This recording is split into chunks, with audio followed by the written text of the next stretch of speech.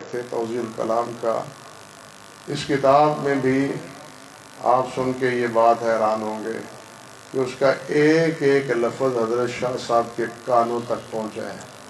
میں نے پوری کتاب حضرت شاہ صاحب رحمۃ اللہ علیہ پر قرأت کی ہے، اور جو اس میں تسامحات تھے اور جو ان میں اضافے کی ضرورت محسوس حضرت شاہ صاحب فرماتے تھے اور حکم کرتے تھے کہ یہاں یہ لکھ دو، یہاں یہ لکھ دو، میں ان کے حکم کی تعمیل کرتا ہوا اس کتاب میں رد و بدل کرتا تھا۔ گویا اس کتاب میں بھی جو کچھ ہے وہ حضرت شاہ صاحب رحمۃ اللہ علیہ کا فیضان ہے۔ میں تو کچھ بھی نہیں ہوں، مجھ سے تو ایک طالب علم کا اعتقادے بھی جو ہے صحیح بات یہ ہے پورے نہیں ہو پاتے۔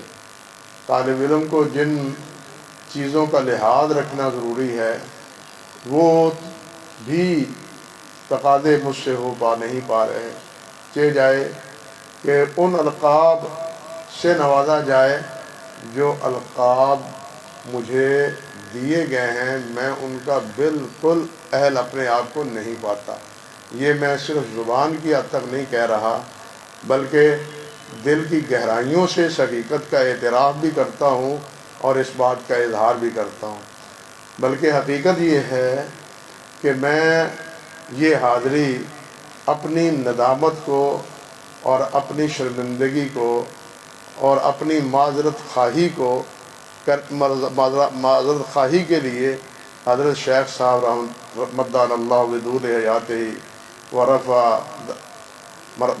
مرتبتہ اللہ اکبر کبیرہ، ان سے معذرت کرنے کے لیے اور ان سے معافی مانگنے کے لیے حاضر ہوا ہوں، شرمندگی مٹانے کے لیے۔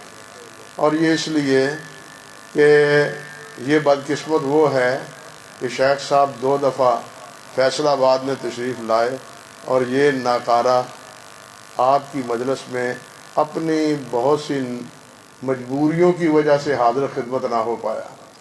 بس اسی شرمندگی کی جاری ہے۔ میں نے یہ بات ایک بار نہیں اور کئی مجالس میں کہی کہ میں اسی شرمندگی کو مٹانے کے لیے، دور کرنے کے لیے شیخ صاحب کے حکم کی تعمیل کرنے کے بغیر میرے لیے کوئی چارہ کار نہیں رہا۔ بلکہ 2 سال پہلے کی بات ہے، اللہ سبحانہ و تعالیٰ نے مجھے حرمین کی زیارت کی توفیق عطا فرمائی، تو حضرت صاحب کے شاہ صاحبزادے بدیع الدین، اللہ انہیں سید بدیع الدین کا نائب بنائے ہیں، انہی کے منہج پر اور انہی کے فکر پر، انہی کے مسلک کی طرح اللہ ذوالجلال کامیابیوں سے انہیں نوازے۔ انہوں نے چپکے سے ٹیلی فون کیا شیخ صاحب کو اور میرے ہاتھ میں پکڑا دیا، یہ ابا جی سے بات کرو۔ شیخ صاحب کا پہلا جملہ تھا سلام کے بعد کہ آپ یہاں آ جاتے ہیں، میں کہتا ہوں کہ سعید آباد میں آئیں اور آپ کہتے ہیں میں جی طبیعت ٹھیک نہیں ہے، سعید آباد تم آتے نہیں ہو، یہ کیا چکر ہے؟ یہ پہلا سوال مجھ سے تھا۔ تو وہ ندامت بھی میرے سامنے تھی۔ بس یوں سمجھیے کہ اپنی ناتوانی، اپنی کمزوریوں کی وجہ سے میں کئی سال حضرت صاحب کے حکم کی تعمیل نہیں کر سکا، جس کی میں حضرت صاحب سے مقرر معذرت چاہتا ہوں اور آپ حضرات سے معذرت چاہتا ہوں۔ اللہ سبحانہ و تعالیٰ یہ حاضری قبول فرمائے۔ ہم تو اس گھرانے کی چاکری کو اپنا فخر سمجھتے ہیں، سچی بات ہے کہ اس گھرانے کی چاکری کو اپنا فخر سمجھتے ہیں، اور یہاں سے جو کچھ پایا ہے میں اس کی تفصیل اگر بیان کروں تو یہ سارا موضوع اسی پر صرف ہو جائے۔ میرے اوپر ان دونوں بھائیوں کے جتنے احسانات ہیں میں ان احسانات کو شمار نہیں کر سکتا۔ اللہ سبحانہ و تعالیٰ ان کے درجات بلند فرمائے، خدمات کو قبول فرمائے، اور اللہ رب العزت ان کی تمام حسنات کو قبول فرما کے اللہ سبحانہ و تعالیٰ انہیں انہی کا ہم رقاب اور ہم راہی بنائے، جن کی ترجمانی کرتے ہوئے انہوں نے ساری عمر گزار دی۔ میری مراد سید الاولین والآخرین حضرت محمد رسول اللہ صلی اللہ علیہ وسلم ہیں، اور حضرات صحابہ کرام رضوان اللہ علیہ اجمعین، ان کا ساتھی بنائے اور ہمیں بھی انہی کا ساتھی بنائے، ایمان پر ہمیں قائم رکھے، ایمان پر لے جائے۔ بلکہ حقیقت یہ ہے کہ میں رستے میں بھی ساتھیوں سے کہہ رہا تھا کہ بھائی چراغ سحر ہوں بجھا چاہتا ہوں، بس آخری ٹمٹمانے والی بات ہے، اللہ سبحانہ و تعالیٰ ایمان پر قائم رکھے اور ایمان کے ساتھ لے جائے، یہی اللہ ذوالجلال والاکرام کا بہت بڑا کرم اور اللہ ذوالجلال کی اللہ کی رحمت ہے، اور اسی کی دعا کرتے ہیں۔ انبیاء بھی اسی کی دعا کرتے تھے، صحابہ بھی اور صلحاء بھی اسی کی دعا کرتے تھے، ہم بھی یہی دعا کرتے ہیں، توفنا مسلم والحقنا بالصالحین، مسلمان بنا کے مولا الہی ہمیں زندہ رکھ، اور جب اس دنیا سے جائیں تو ایمان کے ساتھ جائیں، ایمان نصیب فرما دے جس وقت ہم اس دنیا سے جائیں۔ اللہ تعالیٰ میرے اس تمنا کو اور اس دعا کو قبول فرمائے، اور ہم سب کے لیے یہی سبق ہے کہ اللہ سبحانہ و تعالی ہم سب کو اکٹھا اسی طرح جس طرح یہاں پنڈال میں جمع ہیں صحابہ کرام کی رفاقت میں وہاں جنت میں بھی اکٹھا کر دے۔ اللہ تبارک و تعالی میری اس دعا کو قبول فرمائے۔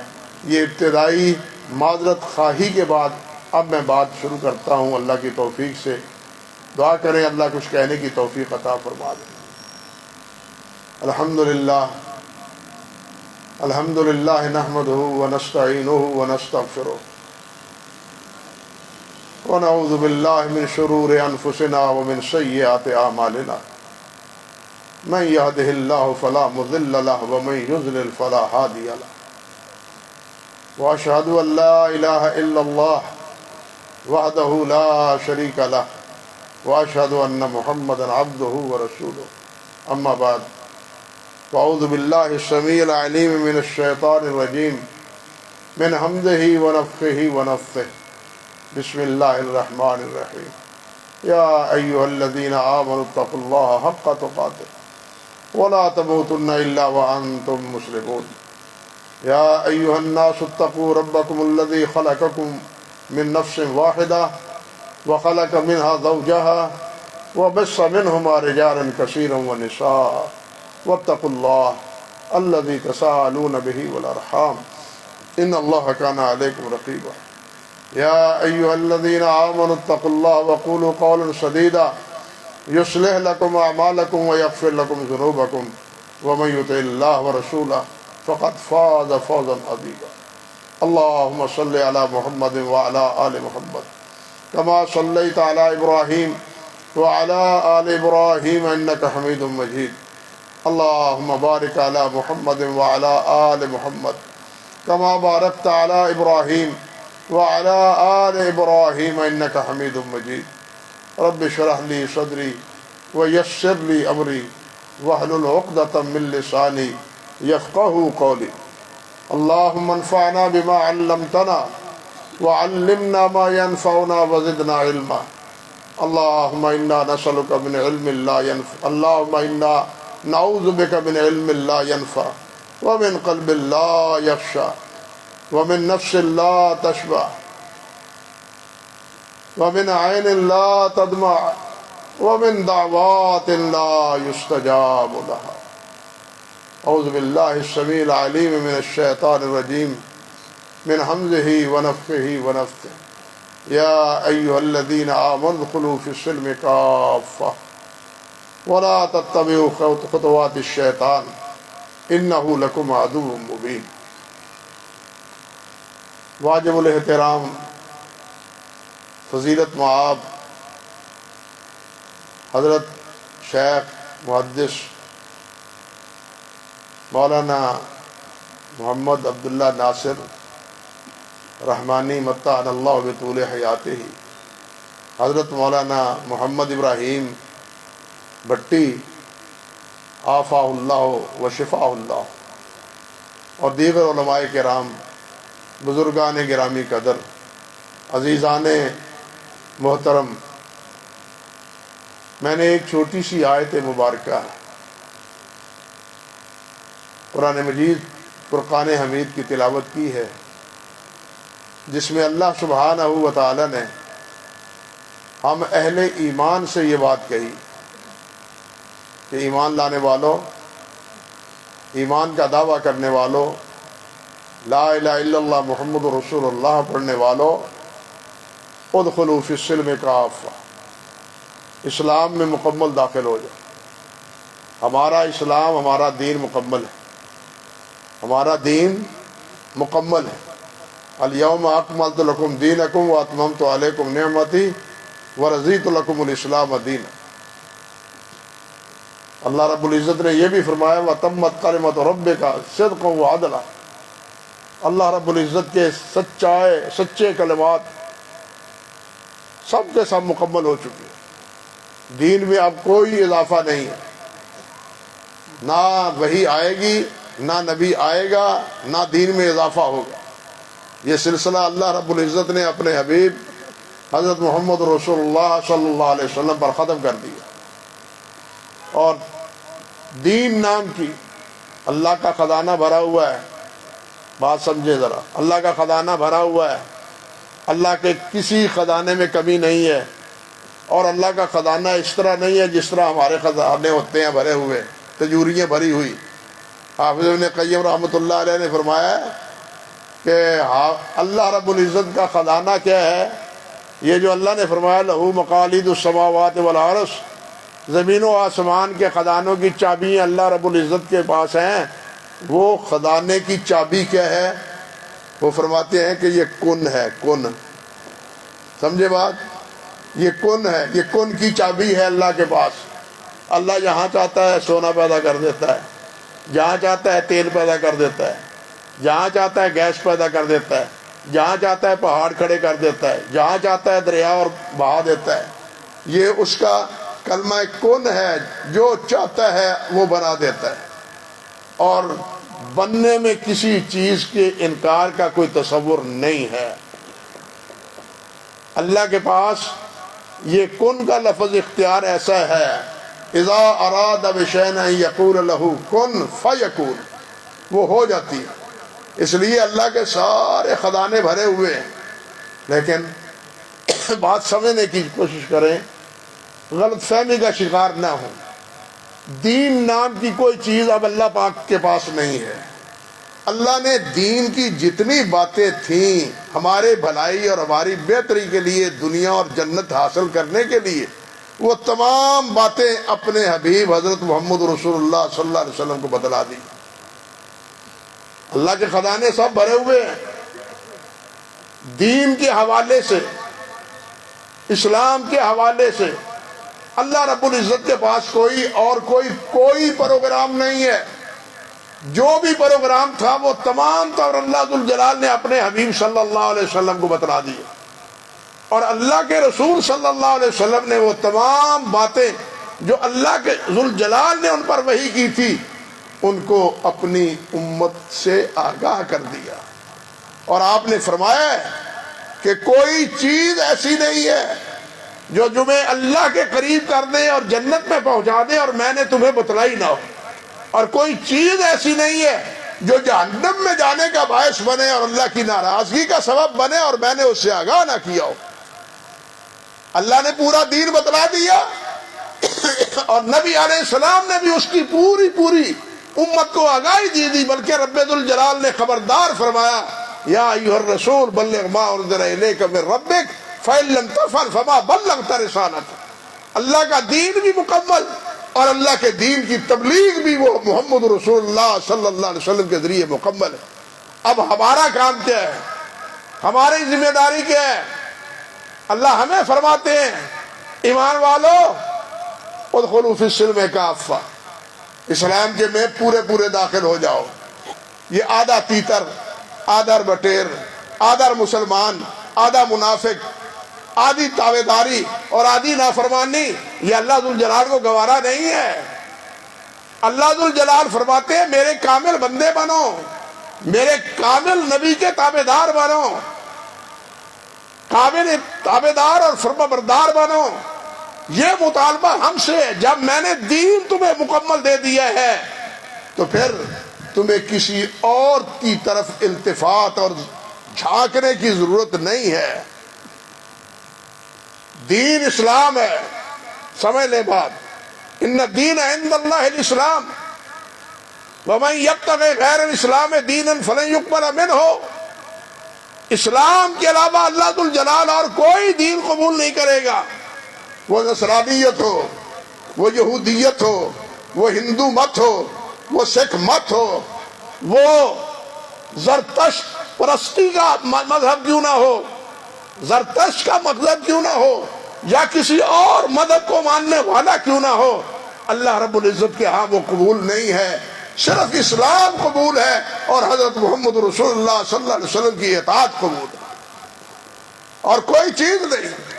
تہذیب اسلام کی، ایمان اسلام کا، عبادت اسلام کی، معاملات اسلام کے، سیاست اسلام کی، عبادت اسلام کی، جو توحید اللہ اور اللہ کے رسول نے بتلائی ہے وہی توحید ہے. اس سے ہٹ کے اللہ رب العزت کو صحیح معنوں میں مانا ہی نہیں جا سکتا. کیا مشرکین مکہ، کیا یہودی ہو یا عیسائی ہو، وہ اللہ ذو الجلال کو مانتے نہیں تھے؟ اللہ کو مانتے تھے. مشرکین تسلیم کرتے تھے کہ اللہ خالق ہے، آسمان کو بنانے والا اللہ ہے، زمین کو بنانے والا اللہ ہے، بارشیں برسانے والا اللہ ہے، پیدا کرنے والا اللہ ہے. وہ سب مانتے تھے یہ. لیکن کیا انہوں نے جب اللہ کو یہ مانا تو اللہ رب العزت نے اپنے اوپر ان کے اس ایمان کو قبول کیا؟ غور کریں ذرا. اللہ نے قبول کیا ان کے ایمان کو؟ کیوں قبول نہیں کیا؟ اس لیے قبول نہیں کیا کہ انہوں نے اس طرح اللہ کو نہیں مانا جس طرح اللہ کے حبیب حضرت محمد رسول اللہ نے فرمایا تھا.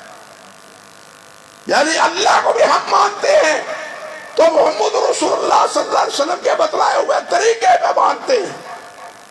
جس طرح اللہ آپ نے فرمایا کہ اللہ کو یوں مانو، اس طرح اللہ کو مانا جائے تو اللہ کو قبول. اگر کسی اور طریقے پر اللہ کو مانا جائے تو اللہ ذو الجلال کو وہ قبول نہیں ہے. اسی طرح ہر عبادت وہ اللہ کو قبول جو محمد رسول اللہ کی اطاعت میں ہو، جو اللہ کے رسول کی اطاعت میں نہ ہو وہ عبادت اللہ کے ہاں قبول نہیں ہے. یہ زندگی گزارنے کے جتنے ضوابط اور قوانین اور اصول ہیں، تہذیبات ہیں، تہذیب اسلام کی ہے. لوگ مغربی تہذیب کہتے ہیں. میں کہتا ہوں مغربی تہذیب کو تہذیب کہنا یہ بھی تہذیب کی توہین ہے. اگر یہ تہذیب ہے تو بدتمیزی معلوم نہیں کس چیز کا نام ہے. وہ تہذیب نہیں بلکہ سب سے بڑی بدتمیزی ہے، بدتہذیبی ہے. تہذیب ہے تو وہ جو حضرت محمد رسول اللہ صلی اللہ علیہ وسلم نے بتلائی، وہ تہذیب ہے. وہ ہماری معاشرت ہے، وہ ہماری معیشت ہے، وہ ہماری سیاست ہے، وہ ہماری حکومت ہے. اس چیز کا مطالبہ اللہ سبحانہ و تعالیٰ نے ہم سے کیا ہے. کیا نبی علیہ السلام نے توحید ہی صرف نہیں سکھائی، جینا سکھایا ہے، حکومت کرنا سکھایا ہے. اور عمر فاروق کیا کہتے تھے؟ عمر فاروق کیا کہتے تھے؟ فرمایا کرتے تھے کہ ایک وقت تھا جب باپ اونٹ چرانے کے لیے مجھے بھیجتا تھا تو واپسی پہ باپ میری پٹائی کرتا تھا اور کہتا تھا عمر تمہیں تو اونٹ بھی چرانے نہیں آتے، لیکن آج اللہ کے نبی کی تابعداری میں، قرآن کی فرما برداری میں 22 لاکھ مربع کا فرما روا بنا ہوا ہوں. یہ کس کی برکت تھی؟ یہ کس کی تعلیم تھی؟ قرآن کی تعلیم تھی، محمد رسول اللہ کی تعلیم تھی. ورنہ عمر فاروق تو اپنے بارے میں بتلاتے ہیں کہ مجھے تو اونٹ میں چرانے نہیں آتے تھے. صحابہ کرام نے سیاست کی ہے. اللہ کے بندو مجھے آپ بتلاؤ، تاریخ اپنی پڑھو، اپنی تاریخ پڑھو، صحابہ کے واقعات پڑھو. آج ہمارے پاس کھانے کو کیا چیز نہیں ہے اللہ کے فضل و کرم سے، لیکن انہوں نے کیسر و کسریٰ کو مٹایا، کیسر و کسریٰ کو فتح کیا. کیا کھا کے؟ اور کھجوریں کھا کے. ایک ایک کھجور ابو عبیدہ بن جراح تقسیم کرتے تھے اپنے لشکر کو، اور ایک ایک کھجور کو منہ میں رکھ کے چوستے تھے پیٹ کو سہارا دینے کے لیے. اس عالم میں انہوں نے کسریٰ کی بقیہ ادھار کے رکھ دیے. کیوں؟ حضرت محمد رسول اللہ صلی اللہ علیہ وسلم کی تابعداری میں. ان کی کوئی غرض نہ تھی, ان کی کوئی چاہت نہ تھی. پوچھا بھی انہوں نے کس لیے آئے ہو, بدوؤں کس لیے آئے ہو, صحرا نشینوں کس لیے آئے ہو؟ ایک ہی جواب تھا کہ ہم اس لیے آئے ہیں کہ تمہیں انسانوں کی بندگی سے نکال کے ایک اللہ کی بندگی کی طرف لے آئے, ایک اللہ کی بندگی کی طرف لے آئے. یہی جواب تھا حضرت ابو عبیدہ کے ساتھیوں کا, کسرا کے بادشاہ کے نمائندے کے پاس. آپ اپنی تاریخ پڑھے تو صحیح, وہ کیسر نے کیا کہا تھا؟ پوچھا گیا کیا ہماری فوج کم ہے, ہمارے پاس اسلحہ کم ہے, ہم کیوں ہر میدان میں شکست کھا رہے ہیں؟ کیا ان کے پاس زیادہ اسلحہ ہے, ان کے پاس فوجیں زیادہ ہیں؟ کیسر کو اس کے ساتھیوں نے کیا جواب دیا تھا؟ نہیں جناب, لشکر ہمارے پاس زیادہ ہے, اسلحہ ہمارے ساتھ زیادہ ہے, لیکن وہ لوگ وہ ہیں جو رات کے راہب ہیں اور دن کے شاہ سوار ہیں. جو رات کے راہب ہیں, رات کو اللہ کے سامنے کھڑے ہوتے ہیں, آہوازاری کرتے ہیں, دعائیں کرتے ہیں, اللہ سے فتح و نصرت کی مدد مانگتے ہیں, اور دن کے وقت ہمارے مقابلے میں ہوتے ہیں. کیسر نے کہا تھا اگر یہی روایت تمہاری دوست ہے تو پھر وہ میرے اس قدموں پہ بھی آ کے قابض ہوں گے. یہاں سے بھاگا وہ رستم دنیا پہنچ گیا, لیکن وہاں سے بھی وہ آرام نہ پایا, وہاں سے بھی بھاگنے کے بغیر اسے کوئی چارہ نہ رہا. کبھی اپنی تاریخ پڑھو تو صحیح. یہ انہیں مقام اور مرتبہ کس چیز کی بات نتیجے میں ملا تھا؟ ایمان کی بنیاد پر, کتاب و سنت کی تابعداری میں, اللہ اور اللہ کے رسول کی فرما برداری میں, کسی اور کی تابعداری نہیں. اور اللہ رب العزت نے یہ دین اللہ کے فضل و کرم سے ہمیں کامل دیا, اور ہم سے مطالبہ بھی کامل مشل کا مانو. یا ایھا الذین آمنوا آمنوا باللہ ورسولہ. کہیں فرمایا یا ایھا الذین آمنوا آمنوا باللہ ورسولہ. یہ کیوں کہا؟ کہیں فرمایا یا ایھا الذین آمنوا ادخلوا فی السلم کافہ. ایمان والو اللہ پر ایمان لاؤ, گویا جس طرح پر کہ اللہ پر ایمان لانے کا حق ہے. استحیوا من اللہ حق الحیاء. اللہ سے حیا کرو جس طرح اللہ سے حق حیا کرنے کا حق ہے. جس طرح اللہ نے فرمایا اتقوا اللہ حق تقاتہ, اللہ سے اس طرح ڈرو جس طرح اللہ سے ڈرنے کا حق ہے. اسی طرح ایمان لاؤ جس طرح ایمان لانے کا حق ہے. یہ آدھا مانا, ایک پڑھی دوسری کی چھٹی, ایک روزہ رکھا باقی کی چھٹی, اسلام کا ایک حکم مان لیا باقی کی چھٹی, یہ اللہ ذوالجلال کو منافقت نہیں بھاتی.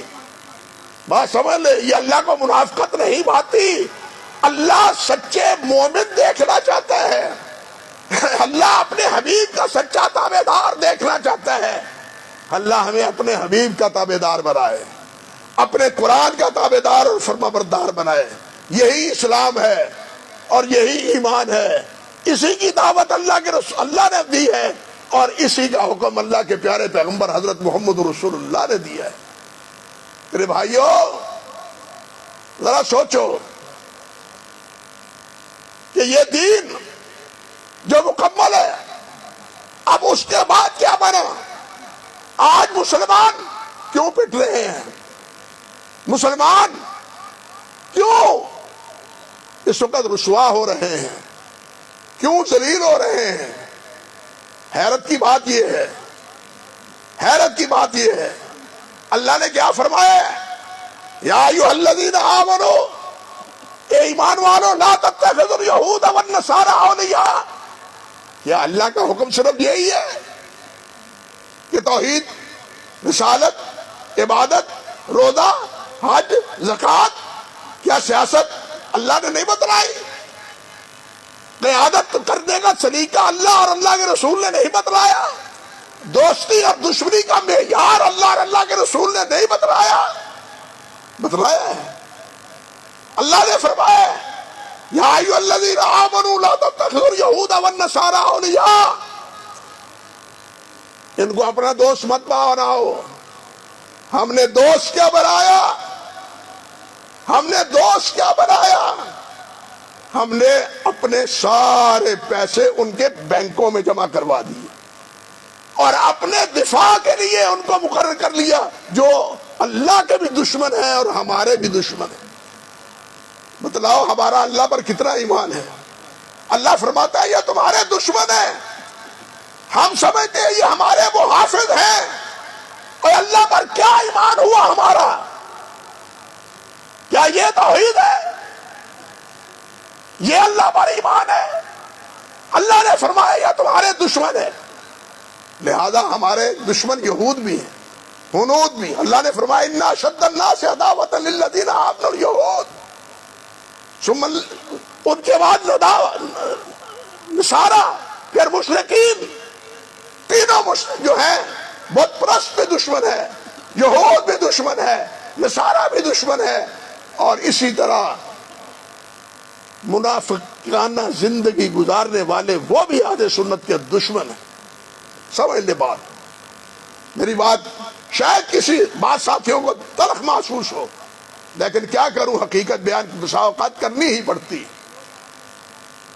اللہ اکبر کبیرہ، بات سمجھ لے، اہل سنت کی پوری تاریخ میں، اسلام کی پوری تاریخ میں، مذاہب کی پوری تاریخ میں میرے بزرگ اس بات کے گواہ ہیں کہ کبھی بھی اہل سنت نے اہل بدعت کے ساتھ اختلاف میں یہود اور نصارہ کو دعوت نہیں دی،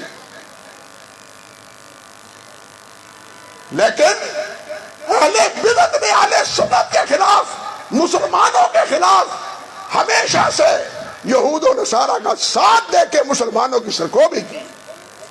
بغداد تباہ ہوا تو اس وجہ سے، عراق تباہ ہوا تو اسی وجہ سے، لیبیا برباد ہوا تو اسی وجہ سے، شام برباد ہوا تو اسی وجہ سے۔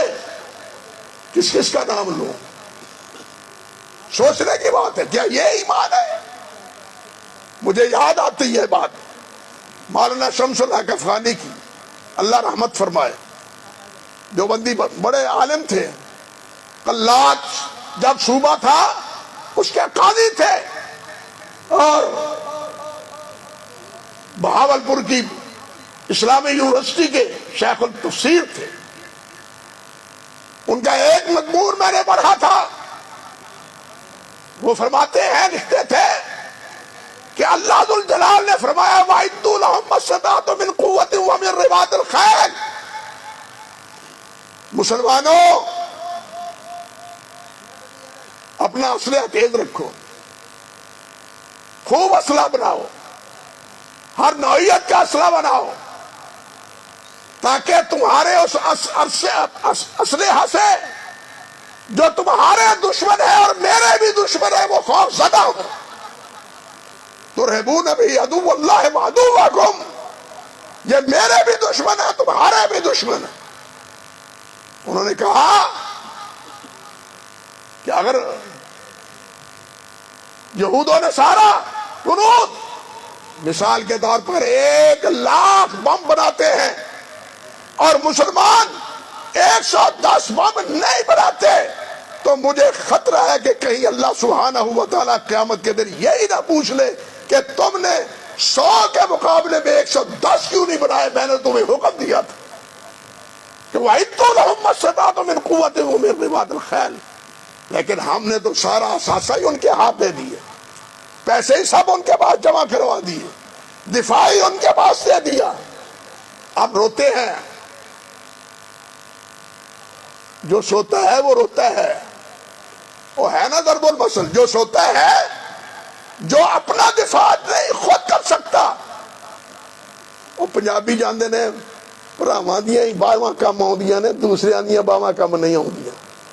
پنجابی سمجھنے والے ہیں نا ساتھی، بھراواں دیاں باواں کم آؤندیاں نے، دوسرے دیاں باواں کم نہیں آؤندیاں۔ اور اگر کوئی مسلمان کا ساتھی ہے تو ہے، یہ یہود و نصارہ اللہ کی قسم تمہارے ساتھی نہیں ہے، ہنود یہود اور نصارہ تمہارے ساتھی نہیں ہے، یہ اللہ نے کہا ہے، یہ اللہ نے فرمایا ہے، اللہ کے رسول نے فرمایا ہے۔ اور اللہ کے رسول نے نہیں کہا اخرج الیہود والنصارى من جزیرۃ العرب جزیرہ عرب سے ان کو نکال دو. صحابہ نے نکالا یا نہیں نکالا؟ نبی علیہ السلام نے بنو نذیر کو نکالا، بنو قریظہ کو نکالا، بنو قینقاع کو نکالا، صحابہ کرام نے، خلفائے راشدین نے حجاز سے نکالا. ہم ان کو اپنے گھروں میں بلا رہے ہیں، ان کو اپنے گھروں میں دعوتیں دے رہے ہیں. کیا ہم یہ مسلمان کردار ادا کرنے کے بعد کیا غیر مسلموں پر ہم اپنی فوقیت، اپنا غلبہ، اپنی کامیابی وہ ثابت کر سکتے ہیں؟ یہ خواب خیالی ہے. ہماری کامیابی کا راز اللہ اور اللہ کے رسول کی اطاعت میں ہے. اللہ اور اللہ کے رسول کے فرمان کی بغاوت کر کے ہم کبھی بھی کامیابی اور کامرانی حاصل نہیں کر سکتے. اللہ ذوالجلال نے فرمایا سورۃ انفال میں کہ یہ کافر، ان الذین کفروا اولیاء بعضهم بعض، یہ ایک دوسرے کے دشمن ہیں، ساتھی ہیں، ایک دوسرے کے بہی خواہ ہیں. ان لم تکونوا، اگر تم ایسے نہیں کرو گے، تکن فتنۃ فی الارض وفساد کبیر، تو زمین میں فتنہ پیدا ہوگا اور عظیم فساد برپا ہوگا. اور آج اسی فتنے کا، اسی حکم کی نافرمانی کے نتیجے میں اسی فتنے کا شکار ہیں اور اسی فساد عظیم کا شکار ہے. او بھائیو، اسلام صرف توحید، رسالت، عبادات ہی کا نام نہیں، اسلام پوری حکمرانی کا نام ہے.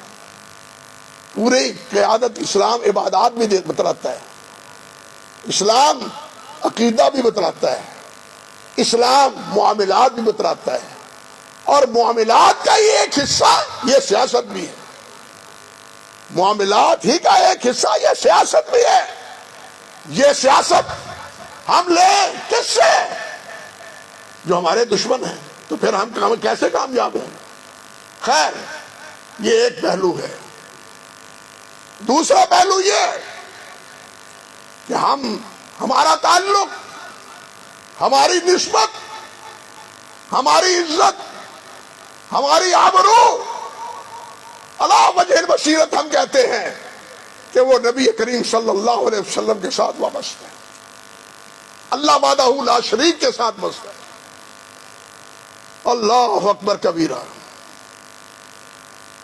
اگر اللہ اور اللہ کے رسول سے کٹیں گے ہم کبھی بھی عزت نہیں پائیں گے، کبھی آبرو حاصل نہیں کریں گے. لیکن المیہ یہ ہے کہ ہم نے جو ہمارا فریضہ تھا، امت کا فریضہ تھا، جو اللہ نے امت کو حکم دیا تھا اور اللہ کے رسول نے حکم دیا تھا، حجۃ الوداع کے موقع پر بلغوا عنی ولو آیا، ایک حکم بھی جس کے پاس میرا ہے وہ آگے پہنچا دے.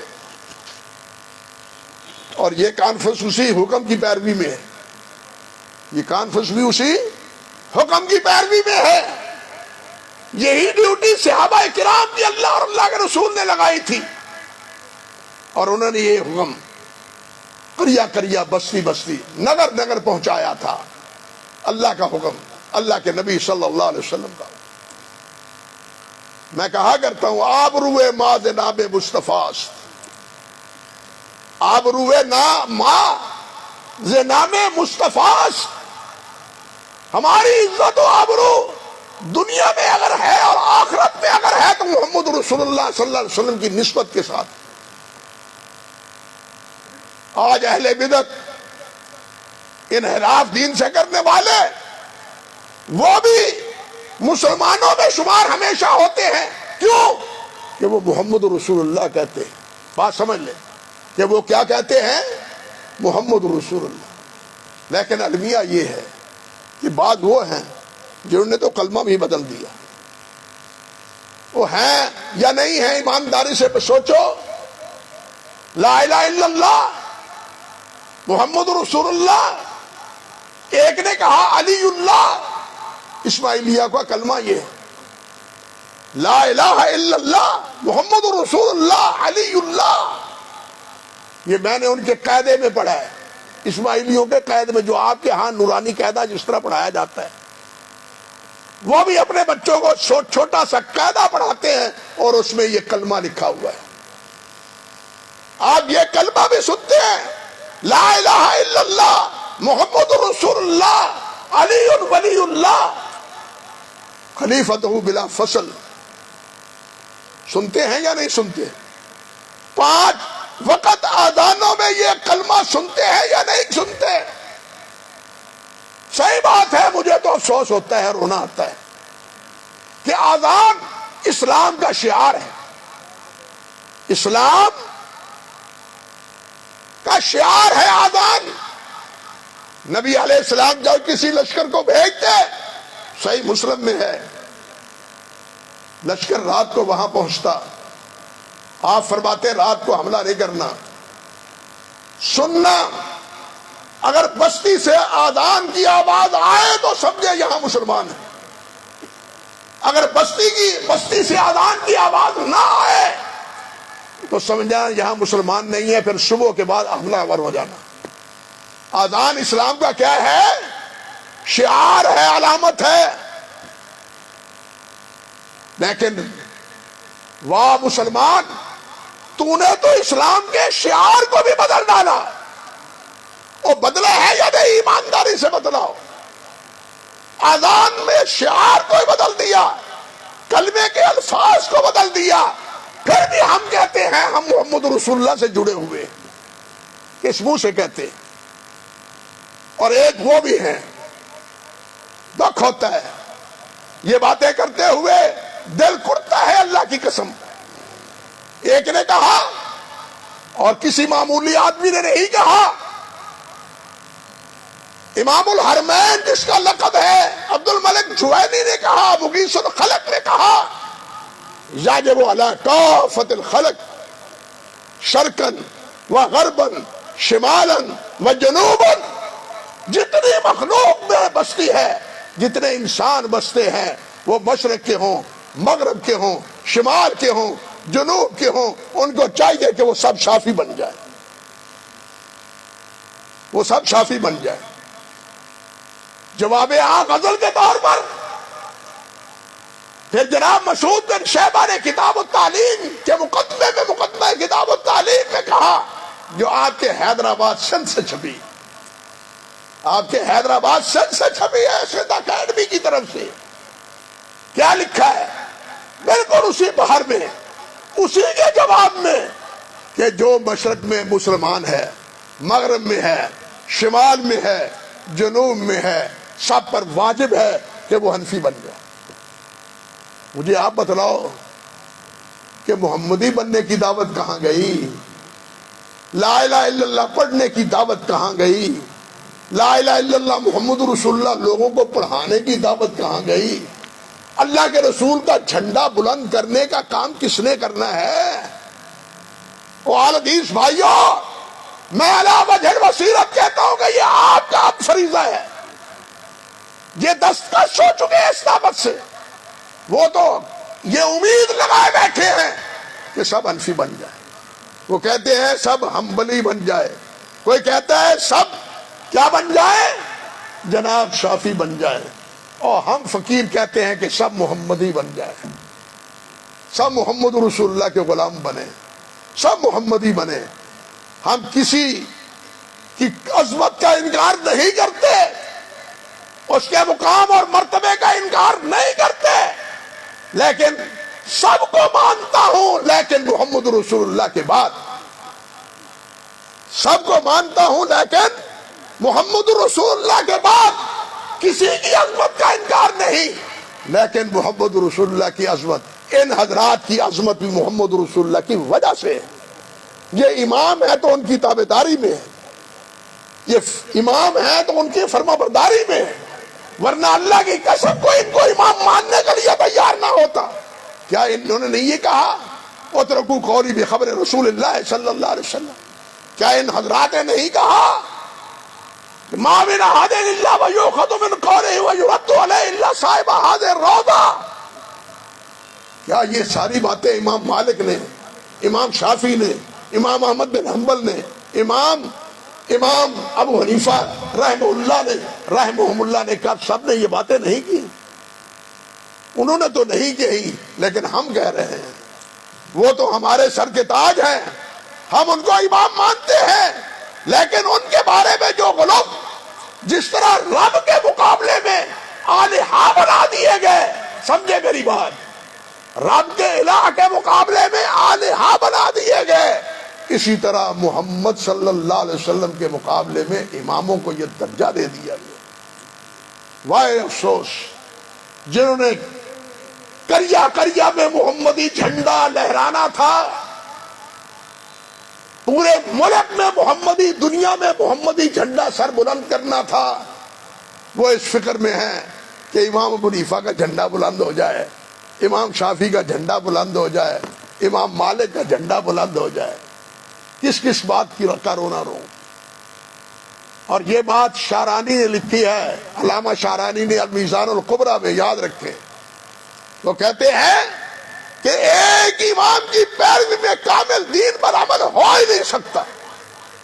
میں نہیں کہتا، وہ کہتے ہیں، اور ہے بھی حقیقت کہ ایک امام کی تابع داری میں، اللہ نے فرمایا نا ادخلوا فی السلم کافہ، کامل اسلام میں داخل ہو جاؤ۔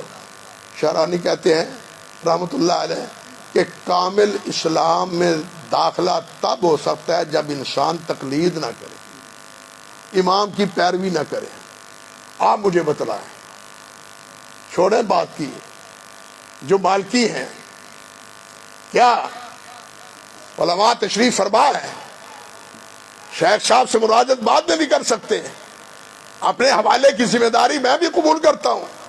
مدونہ ابن مالک، مدونہ نکال کے دیکھیں، جو فقہ مالکی کی بنیادی کتاب ہے، اس میں کیا لکھا ہے کہ تکبیر تحریمہ کے بعد نہ ثنا ہے، نہ تعوذ ہے، نہ بسم اللہ ہے، صرف فاتحہ ہے، اور امام بھی آمین نہیں کرے گا، صرف مقتدی کرے گا۔ کیا حدیث میں ثنا ہے یا نہیں؟ اللہم باعث بینی و بین خطایا ہے یا نہیں؟ وجہت وجہی الذی، یہ حدیث صحیح مسلم میں ہے یا نہیں؟ وہ کہتے ہیں نہیں۔ اب کوئی مالکی اس پر عمل کر سکتا ہے؟ ان حدیث پر تعوذ نہیں پڑھتا، حضور تعوذ پڑھتے تھے، بسم اللہ پڑھتے تھے، آمین کہتے تھے، لیکن نہیں کہتے۔ کیوں؟ امام صاحب نہیں کہتے۔ اب ایک امام کی پیروی میں کامل دین پر عمل ہو سکتا ہے؟ المیہ کی بات سنیے، علامہ ابن العربی احکام القرآن میں لکھتے ہیں، اور یہی بات علامہ قرطبی نے اپنی تفسیر میں لکھی ہے ابن العربی کے حوالے سے۔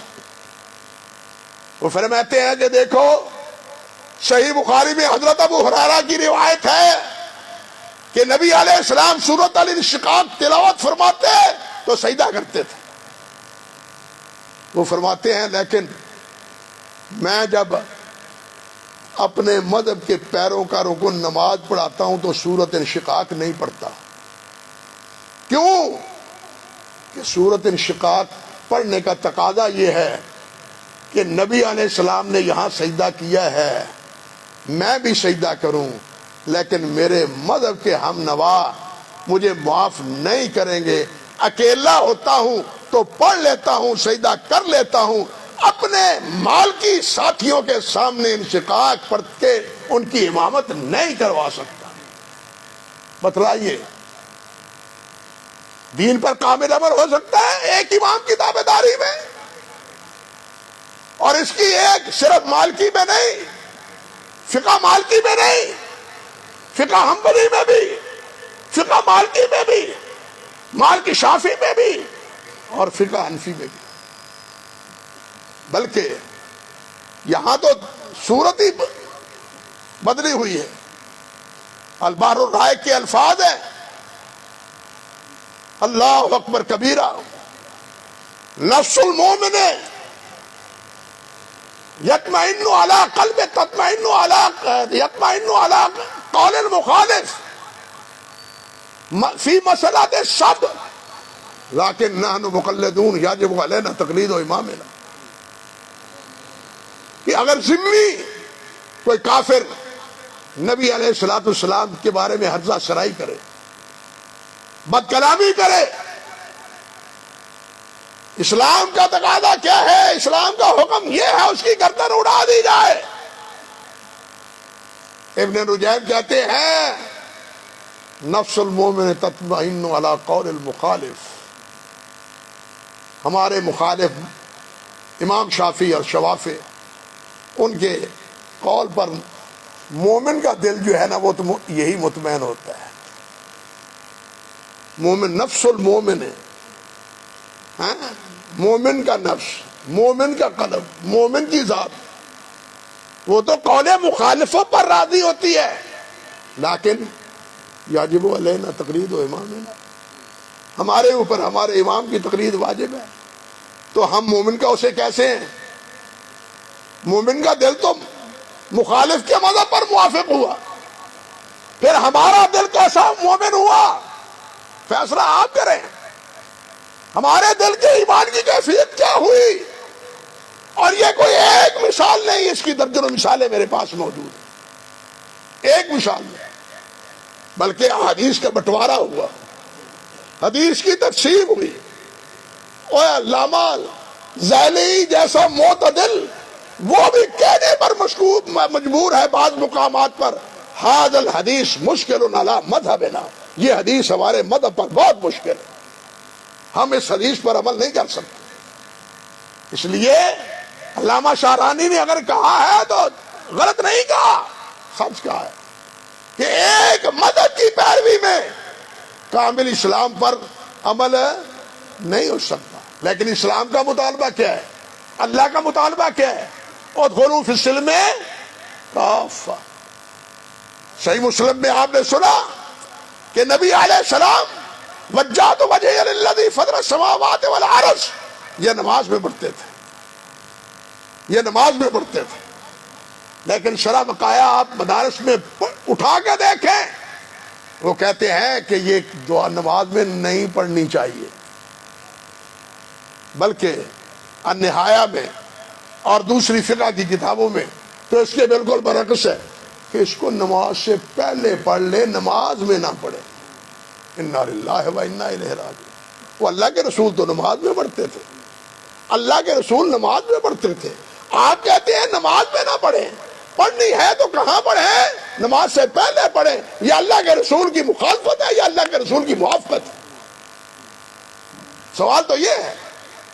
پھر اگر علامہ شارانی یہ کہہ دیا ہے کہ مقلد پورے اسلام پر عمل کرنا اس کے لیے مشکل ہے، تو اس نے غلط نہیں کہا، صحیح کہا ہے۔ اب کہاں کہوں، کون کون سا حوالہ آپ کے سے پیش کروں؟ بات یہی ختم نہیں ہوتی، آگے بھی چلتی ہے۔ ایک صاحب کہتے ہیں اپنے وصایا میں، میرا دین، میرا مذہب جو میری کتابوں میں ہے اس کی پیروی ہر فرض سے بڑھ کے بڑا فرض ہے۔ انا للہ و انا الیہ راجعون۔ دین کس میں ہے؟ اللہ کی کتاب میں۔ دین ہے محمد مصطفیٰ کے فرمان میں، دین کسی امتی کے قول اور فرمان کا نام نہیں ہے، دین کسی امتی کے قول اور عمل کا نام نہیں ہے، یہ پہلوں کی بات نہیں ہے، یہ 14ویں صدی کے ایک بریلی کے عالم کی بات ہے کہ میرا دین، میرا مذہب جو میری کتابوں میں ہے، میرا دین کس میں ہے؟ کتاب اللہ میں۔ میرا دین کس میں ہے؟ حدیث مصطفیٰ میں، سنت مصطفیٰ میں۔ اللہ کی قسم ہمارا دین ایک ہاتھ میں اللہ کی کتاب ہے اور دوسرے میں محمد مصطفیٰ کی سنت۔ دو ہی چیزیں، ترکت فیکم امرین لن تضلوا ما تمسکتم بہما، دو ہی چیزیں چھوڑ کے جا رہا ہوں، ایک اللہ کی کتاب ہے اور ایک میری سنت، نبی علیہ السلام کی سنت۔ سمجھ لو بات، حدیث جبریل کی شرح حضرت نے کی ہے، پڑھیں وہ، اس میں ایک نقطہ ہے، جبرائیل پوچھتے ہیں مل اسلام، مل ایمان مل احسان؟ نبی علیہ السلام اس کا جواب دیتے ہیں، اور جبرائیل کیا کہتے ہیں؟ صدقتا صدقتا صدقتا۔ سوال یہ ہے جبرائیل نے اسلام کیوں نہیں بتلایا؟ جبرائیل نے ایمان کیوں نہیں بتلایا؟ جبرائیل نے احسان خود کیوں نہیں بتلایا؟ محمد رسول اللہ سے کیوں نکلوایا ہے؟ اس لیے کہ یہ بات جبرائیل بھی سمجھتے تھے کہ امت کے لیے پیروی محمد رسول اللہ کی ہے، جبرائیل علیہ السلام کی نہیں ہے۔ بات سمجھے یا نہیں سمجھے؟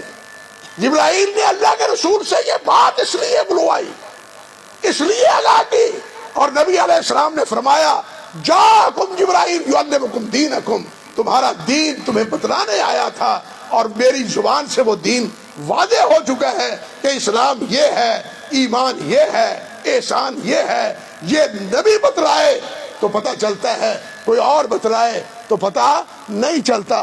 ہم کہتے ہیں جو میری کتابوں میں لکھا ہے وہ تمہارا دین، اور سب اہم فرضوں سے بڑا فرض ہے۔ انا للہ و انا الیہ راجعون۔ ایک اور ہے برابر میں، تذکرۃ الرشید میں وہ فرماتے ہیں کہ جو بات میری زبان سے نکلتی ہے وہ حق ہے، میں کوئی چیز نہیں، لیکن یہ بتلانے پر مجبور ہوں کہ آج صراط مستقیم وہ ہے جو میں بتلاتا ہوں۔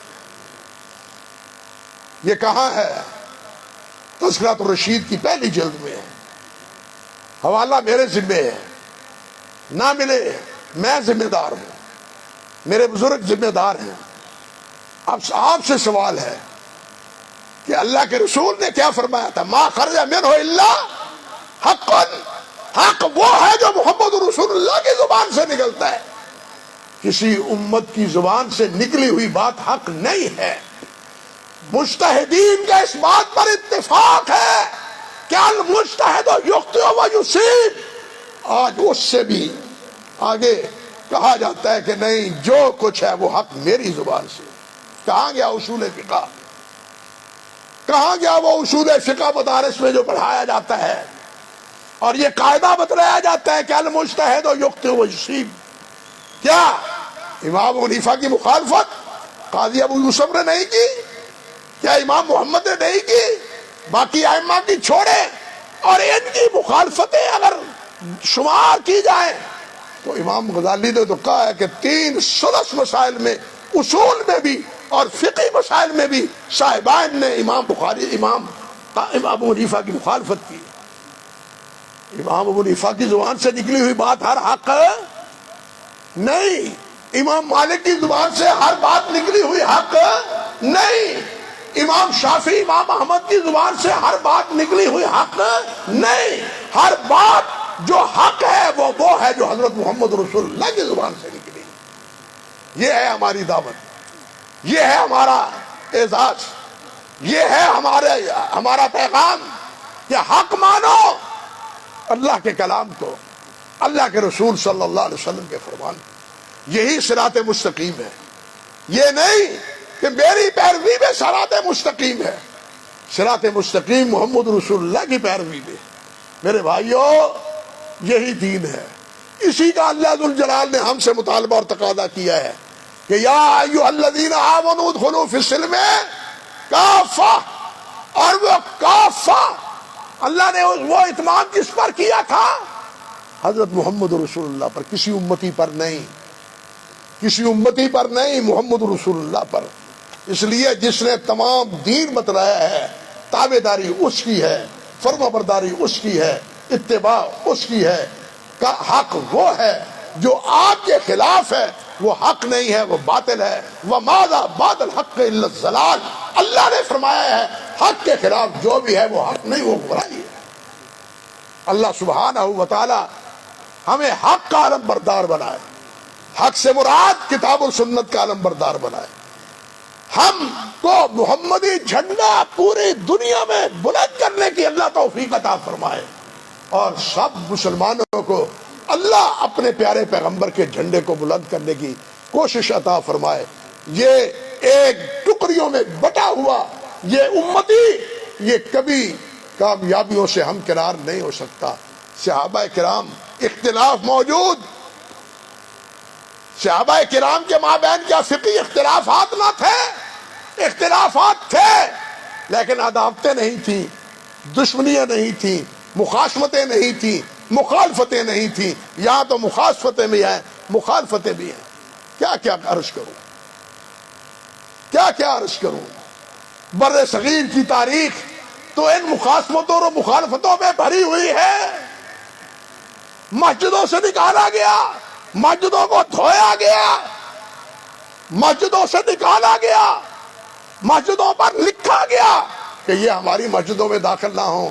بتلاؤ یہ مسجدیں اللہ کی ہیں یا انسانوں کی ہیں؟ وَأَنَّ الْمَسَاجِدَ لِلَّهِ، یہ اللہ کی مسجدیں ہیں۔ اللہ کی مسجدوں میں اللہ کے بندوں کو نمازیں پڑھنے دو۔ اللہ کے فضل و کرم سے کسی اعلی حدیث مسجد میں کسی کو نماز سے روکا نہیں جا سکتا۔ کیوں شیخ صاحب حق ہے یا نہیں؟